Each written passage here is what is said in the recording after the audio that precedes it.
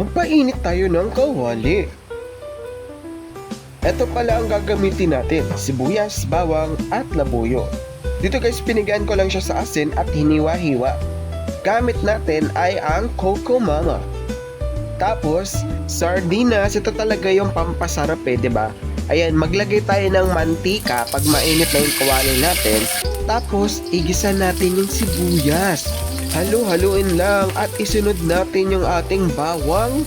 Ayan, halu-haluin lang din. At pagkatapos nga nyan ay ilagay na natin yung kalahati lang nitong Coco Mama. Ayan, mamaya natin lalagay sa huli. Tapos, maglagay tayo ng kaunting tubig.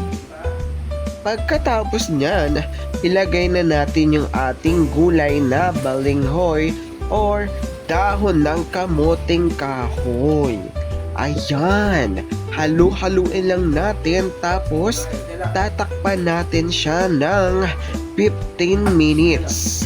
After ng 15 minutes, ayan, ilagay na natin yung natirang Coco Mama kanina at kalahati lang kasi yung nilagay natin. Kapag nailagay na natin yung pangalawang gata, ay tatakpan ulit natin ito. After 5 minutes, ilalagay na natin yung dalawang sardinas. Ito yung secret recipe natin na magpapalasa at magpapasarap sa ating balinghoy.